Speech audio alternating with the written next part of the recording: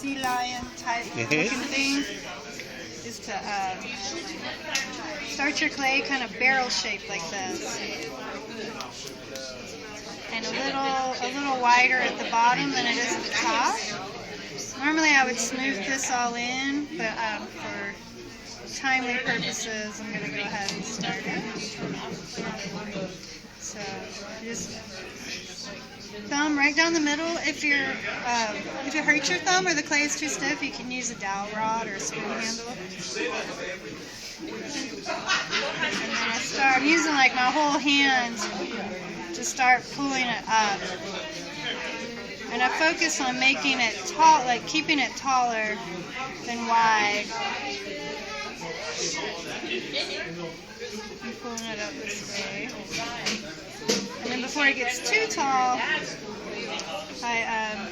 using my two fingers, put it in and press it on my palm to thin that out a little bit. But I do leave the base a little bit thicker than the walls, especially if I'm going to do a salt and pepper shaker. When I'm making these at home, I normally make about 6 to 10 at a time. And so I'll make all the pinch pots, turn them upside down, and by the time I get to the last pinch pot, I can go back to the first one and make it into a bird. Trying to puff up that clay a little bit.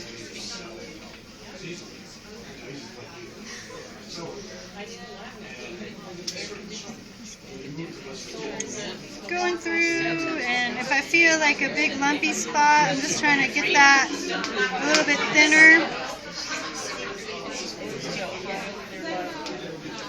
I'm keeping the rim thick right now. And I'm kind of turning the rim in so it doesn't get too wide. She's not long. And I'm going to billow it out just a little bit.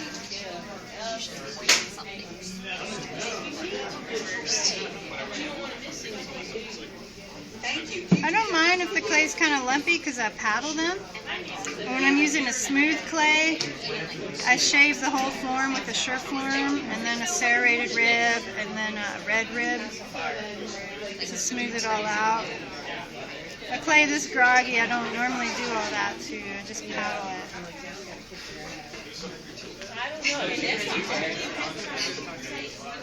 So once I have it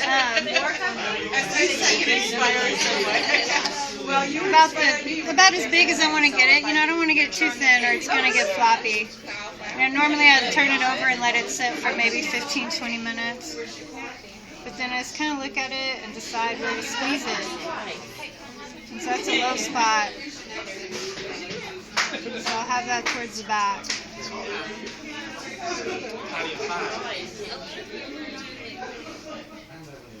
Sure.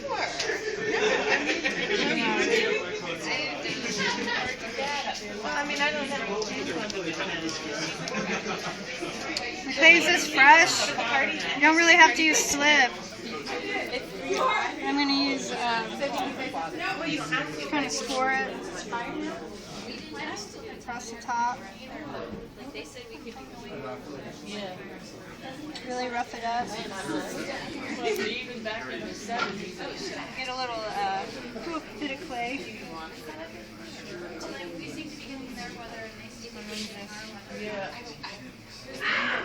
Put that in there, right like so.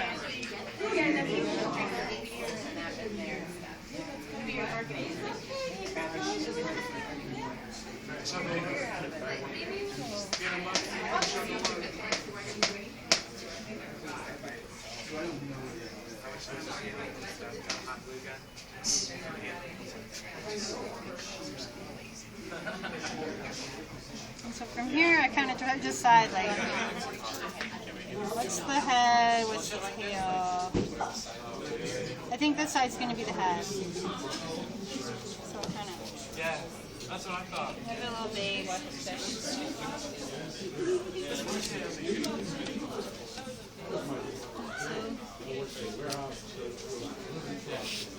And then start working that in.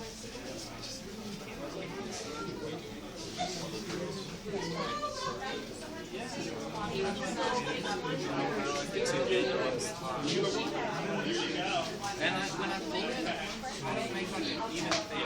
Like one side's always thicker and thinner.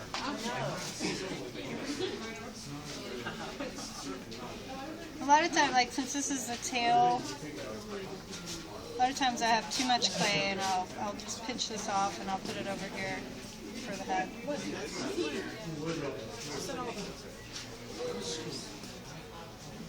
There's owl magnet. There's owl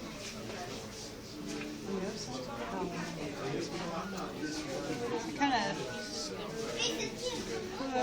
I'm using like the edge of my thumb to really push the clay up and form the net.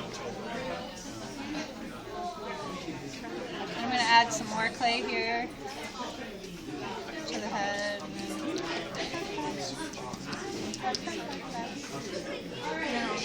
Periodically just kind of look at it, see where it's coming. This is a really nice Banshee bird. If you keep your pinch pot taller than it is wide, you'll get a really nice Banshee bird. Once it starts getting wider than it's tall, you really get more of a whale.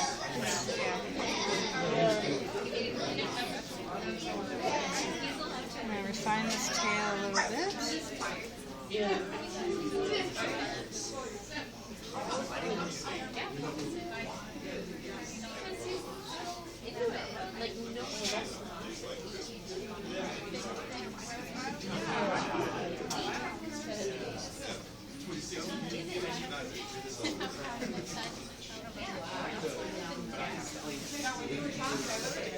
get a little bit more clay. Kind of put that on there.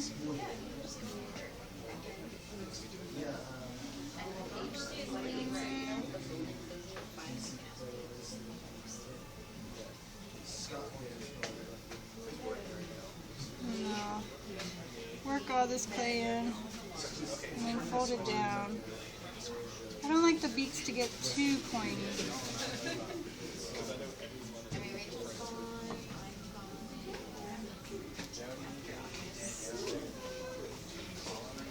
And so from there I would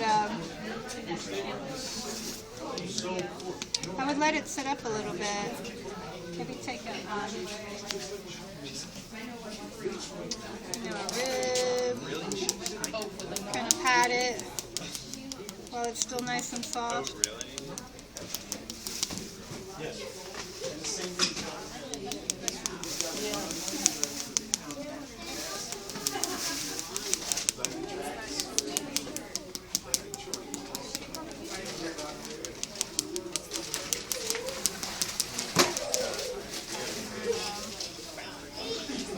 After it had stiffened up a bit, I would smooth this out.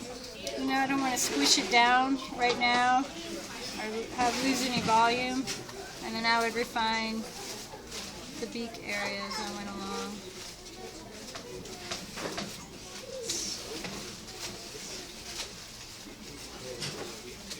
A lot of times I like to make pairs where they relate, like maybe one's dipping their head underneath the other one.